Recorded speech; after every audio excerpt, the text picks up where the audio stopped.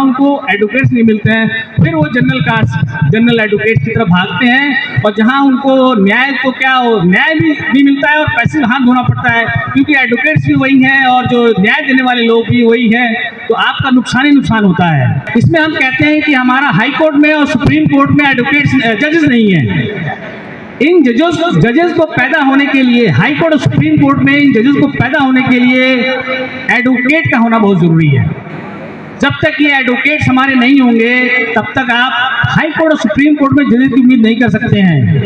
साहब कांशीराम ने एक और बात कही थी, ये कहा था जो जमीन सरकारी है वो जमीन हमारी है। साथियों, जो आप देखते हैं आज जितने भी औद्योगिक क्षेत्र और उद्योग लगे हुए हैं वो मोस्टली और सभी के सभी लगभग सरकारी जमीनों पर लगे हुए हैं। सरकार से जो है नॉमिनल एक फीस के माध्यम से प्राप्त की हुई है। जितने महापुरुष में सबने बहुत प्रयास किया कि जातियों का विनाश हो। इवन बाबा साहब अम्बेडकर ने भी एक अपनी किताब लिखी है, एनालिएशन ऑफ कास्ट, जिसको हमें ये ऐसे टॉपिक को लेना चाहिए जिससे हमारे समाज की तरक्की हो। तो पहला टॉपिक है प्राकृतिक संपदाओं और औद्योगिक क्षेत्र में बहुजनों की हिस्सेदारी। तो साथियों, हमारा जो उद्देश्य है वो रिप्रेजेंटेशन का है। तो जब तक हमारा प्रॉपर रिप्रेजेंटेशन नहीं होगा तब तक हमारी तरक्की नहीं हो सकती। साहब कांशीराम का अपना जो उद्देश्य था उसमें एक इकोनॉमिकल कॉन्सेप्ट भी साहब का था, तो अभी तक अधूरा रह गया है। तो पहला जो उनका कॉन्सेप्ट था पॉलिटिकल रिवोल्यूशन, फिर था एजुकेशनल रिवोल्यूशन, सोशल रिवोल्यूशन और कल्चर रिवोल्यूशन। ये चारों की तो प्राप्ति लगभग हम लोग कर चुके हैं, बट जो इकोनॉमिकल कॉन्सेप्ट था उनका, जो इकोनॉमिकल जो क्रांति थी, रिवोल्यूशन था उनका, वो अधूरा रह गया। समय से पहले साहब को हमारे बीच से जाना पड़ा, तो उसकी जिम्मेदारी भी हमारे कंधों पर है, जिसको हमें पूर्ण करना हमारा दायित्व है और पूरा कर्तव्य है। साहब ने जब ये अपना कारवां शुरू किया था 1965 में, तो साहब जो है पुणे में एक साइंटिस्ट के तौर पे नौकरी करते थे, और जब उन्होंने समाज की विडंबना देखी तो उन्होंने कहा कि मैं अपना जीवन समाज के लिए समर्पित करूंगा। उन्होंने ये सोचा कि अब मैं शुरुआत कहाँ से करूँ, यदि मैं शुरुआत करता हूं तो मेरा जीवन समाप्त हो जाएगा और मेरा जो सपना है वो पूर्ण नहीं हो पाएगा। तो उन्होंने सबसे पहले बाबा साहब को अध्ययन किया। बाबा साहब को जब अध्ययन किया तो साहब कांशीराम ने ये पाया कि मेरे बाबा साहब ने सारे मार्ग मुझे दिखा रखे हैं, मुझे और कुछ भी खोजने की या रिसर्च करने की आवश्यकता नहीं है। बाबा साहब ने जहाँ से मुझे छोड़ा है, मुझे उस कारवां को वहीं से आगे ले जाना है, क्योंकि साहब ने ये सोचा कि यदि मैं इतना अध्ययन करता हूँ तो मेरा समय व्यतीत हो जाएगा, मैं अपने समाज के लिए कुछ नहीं दे पाऊंगा।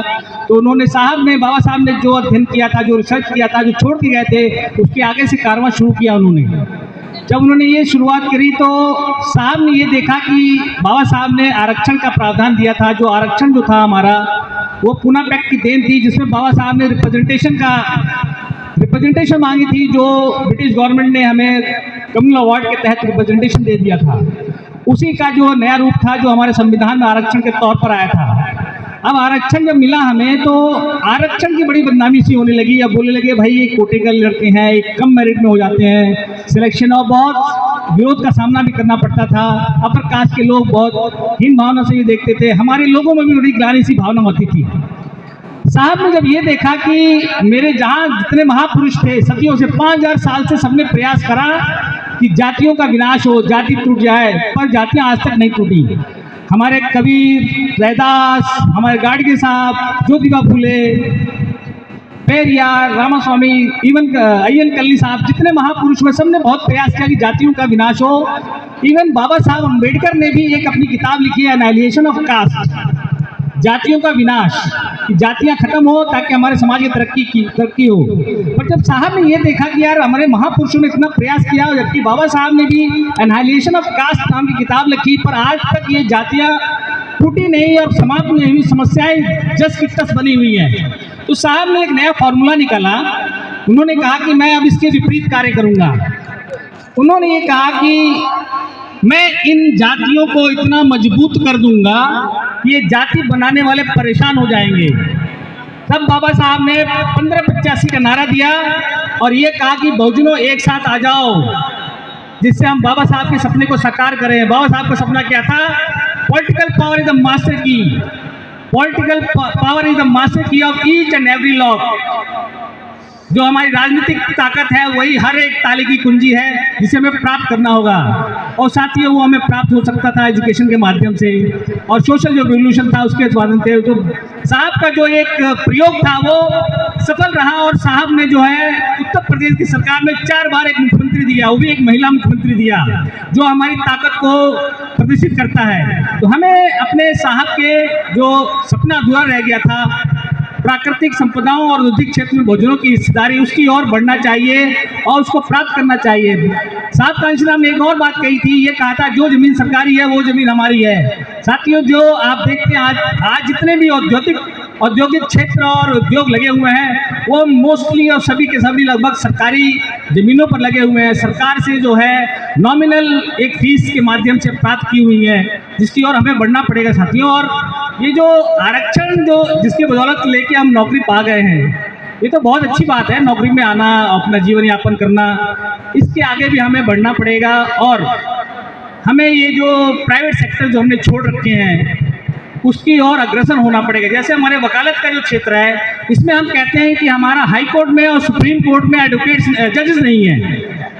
इन जजेस को पैदा होने के लिए, हाई कोर्ट और सुप्रीम कोर्ट में इन जजेस को पैदा होने के लिए एडवोकेट का होना बहुत ज़रूरी है। जब तक ये एडवोकेट्स हमारे नहीं होंगे तब तक आप हाई कोर्ट और सुप्रीम कोर्ट में जजेस की उम्मीद नहीं कर सकते हैं। तो साथियों सबसे पहले तो हमें एडवोकेट्स बनाने पड़ेंगे, और मैं तो यहाँ तक कहूँगा हमें एडवोकेट जो है पैदा करना पड़ेगा। कहाँ? हाई कोर्ट और सुप्रीम कोर्ट में। संविधान को छूने की जो ताकत है, संविधान को जो छूने की इंटरप्रिटेशन की जो पावर है, वो सिर्फ और सिर्फ हाई कोर्ट और सुप्रीम कोर्ट के पास है। आर्टिकल 226 आर्टिकल 32 के तहत सुप्रीम कोर्ट और हाई कोर्ट को है, जो संविधान में इंटरप्रिटेशन होते हैं, जो बदलाव होते हैं संविधान में, इन हाई कोर्ट और सुप्रीम कोर्ट के माध्यम से होते हैं। सरकारें जो हैं, जो सरकार आती हैं, बाबा साहब ने ये भी कहा था कि मैं संविधान कितना भी अच्छा क्यों ना बना दूं, यदि इसको इस्तेमाल करने वाले लोग बुरे हैं तो बुरा साबित होगा, और संविधान में कितना भी बुरा क्यों ना बना दूं, यदि इसको चलाने वाले लोग यदि अच्छे हैं तो अच्छा साबित होगा। तो साथियों इंटरप्रिटेशन की बात होती है, इंटरप्रिटेशन जो है सुप्रीम कोर्ट करता है। सुप्रीम कोर्ट जो है वो संविधान का कस्टोडियन है, जो कॉन्स्टिट्यूशन ऑफ इंडिया है उसका जो है सुप्रीम कोर्ट कस्टोडियन है, वो इंटरप्रिटेशन करता है, जिसको पूरे देश में लागू होता है, जिसको मानना पड़ता है, पार्लियामेंट को भी मानना पड़ता है। साथियों अभी तक हमारे बीच में एडवोकेट्स नहीं है। एडवोकेट्स की ताकत को हमें बढ़ाना पड़ेगा ताकि हमें और आपको अच्छे जजेस मिलें, अच्छे एडवोकेट्स मिलें, आपकी जो समस्याएं हैं उसका समाधान हो। आज हमारे बहुत सारे साथी हैं वो सरकारी नौकरी में हैं और अपने कुछ बिजनेस भी करते हैं, उनकी जो समस्याएं आती हैं वो फिर कोर्ट में जब जाते हैं तो वहाँ उनको एडवोकेट्स नहीं मिलते हैं, फिर वो जनरल एडवोकेट्स की तरफ भागते हैं, और जहाँ उनको न्याय भी मिलता है और पैसे हाथ धोना पड़ता है, क्योंकि एडवोकेट्स भी वही हैं और जो न्याय देने वाले लोग भी वही हैं, तो आपका नुकसान ही नुकसान होता है। अब ये जो रही प्राकृतिक संपदाओं में भागीदारी की, साथियों हमें और आपको इस ओर अग्रसर होना पड़ेगा, ना कि हमें उनको दोष देना पड़ेगा। वो लोग जो है बिजनेस तरफ बढ़ते हैं, उद्योग लगाते हैं, और उद्योग जब लगाते हैं तो वो अपने लोगों की ही भर्ती करते हैं। आप में कितने भी मेरिट क्यों ना हो, आप में कितने भी मेरिट क्यों ना हो, कितने भी MBA क्यों ना कर लें, BBA क्यों ना कर लें, और स्किल क्यों ना डेवलप कर लें, बट आपको वो लोग नहीं रखते हैं। किसी न किसी कारणवश वो आपको साइड कर देते हैं, और बहुत ही सिफारिश करके कहीं से जाते भी हैं आप, तो सिर्फ फाइल पकड़ाने का, पानी पिलाने के काम के अलावा और कुछ नहीं कराते हैं। और तो इसलिए साथियों हमें और आपको अपना उद्योग स्थापित करना बहुत ही आवश्यक है, क्योंकि देश की संपदा में आपका अधिकार है, अपना अधिकार है, और आपका क्षेत्र है, आपके पैसा है। जो ज़मीन सरकारी है वो ज़मीन हमारी है। इसके माध्यम से हमें अपने उद्योगों में भी भागीदारी देनी पड़ेगी। रिप्रेजेंटेशन हमें खुद लेना पड़ेगा, हमें किसी के ऊपर निर्भर होने की आवश्यकता नहीं है, और इस ओर हमें बढ़ना पड़ेगा। साथियों समय कम है, मैं दूसरे टॉपिक पे आता हूँ, मंदिरों पे। यहाँ है कि मंदिरों में भी आरक्षण होना चाहिए। भाई मंदिरों में आरक्षण क्यों होना चाहिए बताइए? बाबा साहब ने, हमारे बाबा साहब ने, पूज्य बाबा साहब ने इसका विरोध किया, हम वही काम करने जा रहे हैं। भाई आप मंदिर में जाते हैं और आरक्षण लेते हैं और पुजारी बन जाते हैं, क्या लाभ होता है समाज का बताइए? क्या लाभ मिलेगा उसमें? आप जो अंधविश्वास की तरफ और बढ़ते हैं। जो बाबा साहब की जो धाराएं, बाबा साहब का दिखाया जो मार्ग है, उसके एकदम विपरीत जाने की प्रयास कर रहे हैं आप लोग। तो हमें इन मंदिरों में आरक्षण की आवश्यकता नहीं है। आप उन मंदिरों में जाना बंद करो, आप इन मंदिरों में जाना बंद करो, पुजारी अपने आप भाग जाएगा, मंदिर अपने आप बंद हो जाएंगे। साथियों, दान दक्षिणा देना बंद करो आप। मेरा बहुजन समाज जो है मंदिरों में, मेरा बहुजन समाज ही बहुत ज़्यादा जाता है। अभी मैं रिसेंट एग्जाम्पल देता हूँ। अभी कुछ पूजा पाठ चल रही थी, कार्यक्रम हुए दशहरे में, उनका जो है नदियों में विसर्जन करना होता है। मैं देखता हूँ कि पंडालों में तो बड़े बड़े लोग सज धज कर आते हैं और सेवा करते हैं, जो भी करते हैं। जब मैंने ये देखा कि सड़कों पे जब बैंड बाजे के साथ जा रहे हैं विसर्जन करने, तो उसमें मैंने देखा कि ये जो लोग जो बैंड बाजे के साथ विसर्जन करने जा रहे हैं कौन, उसमें मैंने पाया कि सारे के सारे बहुजन हैं और मोस्टली शेड्यूल कास्ट शेड्यूल है। ट्राइब तो खैर नहीं है, मोस्टली उसमें शेड्यूल कास्ट ही है। तो क्या इनका काम सड़क पर नाचना और विसर्जन करना रह गया है? साथियों, इस तरफ से हमें अपना ध्यान हटाना पड़ेगा और हमें शिक्षा की ओर बढ़ना पड़ेगा और हमें अधिक से अधिक अपने बच्चों को शिक्षा और ये जो लोग काबिल हैं वो मैं कहूँगा कि अपना कुछ नहीं तो छोटा मोटा ही जो उद्योग है वो लगाइए, उसमें बहुत लाभ है। ज़रूरी नहीं है कि हम 100 करोड़ का ही फैक्ट्री लगा सकते हैं। आप साथियों छोटे छोटे जो कार्यक्रम है उसका लाभ ले सकते हैं। और एक बात और बोलूँगा कि आप कभी भी सिस्टम से हट के नहीं चल सकते हैं। सिस्टम से हट के चलने का मतलब है मेरा, बाबा साहब ने जब संविधान दिया तो वो उस समय सरकार के अंग थे। ब्रिटिश गवर्नमेंट जब हुआ करती थी तो बाबा साहब ब्रिटिश गवर्नमेंट के बहुत बड़े चहेते थे, क्योंकि बैरिस्टर थे, पढ़े लिखे थे ना, तो चहेते हुआ करते थे। पूरा देश जो है अंग्रेजों का विरोध करता था। साइमन कमीशन वापस जाओ के नारे लग रहे थे, तो बाबा साहब उस समय जाके साइमन कमीशन से मीटिंग करते थे। मीटिंग कर रहे हैं, साइमन कमीशन मीटिंग किया, आपको कम्युनल अवार्ड की एक तोहफा दिया। कहना कि मेरा प्रयास है कि आप जो है सिस्टम से हट के मत चलिए, सिस्टम के साथ रह के चलिए, सिस्टम में घुस के रहिए। हमारे जो बड़े बड़े अधिकारी लोग गण हैं, हमारे जो जजेस हैं, नहीं होने की वजह से जो है बहुत सारी परेशानियों का सामना करना पड़ता है। मैं बहुत सारे जजेस को जानता हूँ, डिस्ट्रिक्ट जजेस को जानता हूँ। एक जज हमारे हैं छत्तीसगढ़ में, सीबीआई जज थे। वहाँ जो है सीबीआई जो है ट्राइबल्स को पढ़ के लाया करती थी, जो ट्राइब होते थे जंगलों में, और ये कहते थे कि ये जो है टेररिस्ट हैं, नक्सलाइट हैं ये। अच्छा, वो जो जज साहब जो है उससे ट्राइब से आते थे, तो उनको पता था कि ये जो है नक्सलाइट नहीं है, ये तो ट्राइब्स हैं, सीधे साधे लोग हैं, और उनकी ना बेल कर दिया करते थे। जब बेल कर दिया करते थे तो दूसरे जो लोग थे उनको ये सब नागवार गुजरा कि हम पकड़ के लाते हैं और जज साहब जो है उनको बेल कर दिया करते हैं। क्यों? जज साहब को हकीकत पता थी कि भाई ये नक्सलाइट नहीं है, तो लकड़ी बीनने गए थे, अपने ईंधन का जुगाड़ करने गए थे या अपने जीवन यापन का जुगाड़ करने गए थे। अब इसकी शिकायत जो है उच्च न्यायालय में कर दी जाती है और उच्च न्यायालय जो है उनके ऊपर संज्ञान लेता है और वो जज साहब को जो है बर्खास्त कर देता है कि आप जो है डिसिप्लिन के खिलाफ जा रहे हैं। और उसकी अपील जो है अभी सुप्रीम कोर्ट पेंडिंग है, उसको हम देख रहे हैं। इसी तरह से बहुत सारे और भी जजेस हुए हैं हमारे, जो परेशानियों का सामना करते हैं। हमारे अधिकारीगण हैं वो भी सामना करते हैं, पर फिर भी जो है उस मंदिर की तरफ भागते हैं, जो हमें नहीं भागना चाहिए। आपको बहुत ज़्यादा मंदिरों का शौक है, आरक्षण चाहिए, तो मैं आपसे अपील करता हूं कि आप अपने घर में आसपास बुद्ध विहारों का निर्माण करिए, बुद्ध की स्थापना करिए। जरूर नहीं है 100 लोग आए तभी वो काम होगा, अरे 5 लोग 10 लोग हैं, बुद्ध की स्थापना करिए, आसपास जाइए। इससे आपका भारत जो है प्रबुद्धमय भारत बनेगा, जिससे आपकी तरक्की होगी। और एक अपनी बात को समाप्त करते हुए एक छोटा सा शेर बोलूँगा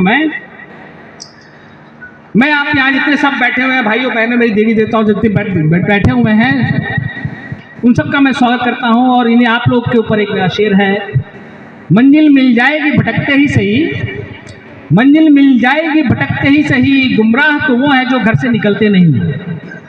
तो साथियों, अपनी मंजिल को प्राप्त करने के लिए घर से निकलना पड़ेगा। उसका जीता जागता एग्जाम्पल मैं खुद हूँ। मैंने आपको बताया कि मैं लखनऊ का रहने वाला हूँ, लखनऊ से यूपी का रहने वाला हूँ, यूपी से भी बहुत दूर देवरिया एक जिला है, वहाँ के गांव से निकला हुआ व्यक्ति हूँ मैं। और मेरा इस वकालत के पेशे में दूर दूर तक कोई रिश्तेदार नहीं, जानने वाला नहीं। पर मैं घर से निकला और आज मैं आपके बीच में हूँ। जब मैं दिल्ली आया था मेरा एक जानने वाला नहीं था साथियों। और आपको बताऊं, बड़ा गर्व होता है मुझे कि दिल्ली के किसी भी कोने में जाऊं मैं, मेरा परिवार मुझे मिलता है और बहुत ही प्यार और सम्मान देता है, और मैं उसका तहे दिल से स्वागत करता हूं। और मेरे अपने जीवन का लक्ष्य है कि मैं उच्च न्यायालय और उच्चतम न्यायालय में अधिक से अधिक अधिवक्तागण तैयार करना चाहता हूँ। हर साल में 10 से 12 बच्चों को तैयार करता हूँ मैं। और मैं ये नहीं कहता हूँ कि तुम वकालत ही करो, तुम्हारी जहाँ इच्छा है वहाँ जाओ। मेरा भी एक जो जूनियर थी वो महाराष्ट्र में डिस्ट्रिक्ट में बनी है, तो कई सारे मेरे मित्र हैं जूनियर हैं, वो जुडिशरी में है। मैं चाहता हूँ बढ़ो, आगे बढ़ो। पर मेरे खुद एक चाचा है, उनकी बेटी जो है PCJ बनी, उसने लॉ यूनिवर्सिटी से, नेशनल लॉ यूनिवर्सिटी से लॉ किया, अंग्रेजी फटराटेदार। जब उसका सिलेक्शन हुआ तो मैंने फेसबुक पे बधाई दी, मैंने कहा congratulation, but she deserve more than that. मैं चाहता हूं ऐसे जो कॉन्वेंट बच्चे हैं वो हाई कोर्ट सुप्रीम कोर्ट वकालत करें, क्योंकि हाई कोर्ट सुप्रीम कोर्ट की जो लैंग्वेज है अंग्रेजी लैंग्वेज है। मेरा जो ग्रामीण क्षेत्र का भारत का जो बच्चा है वो अंग्रेजी में थोड़ा मात खाता है, उसका तंग होता है हाथ, उसको तो डबल प्रयास करना पड़ जाएगा, बट वो भी दूर नहीं है। आप प्रयास करेंगे तो सब कुछ हासिल हो सकता है। तो मैं आपसे गुजारिश करूंगा कि आप अपने बच्चों को वकालत के क्षेत्र में भेजिए, क्योंकि ये वकालत का जो क्षेत्र है आज अछूता है।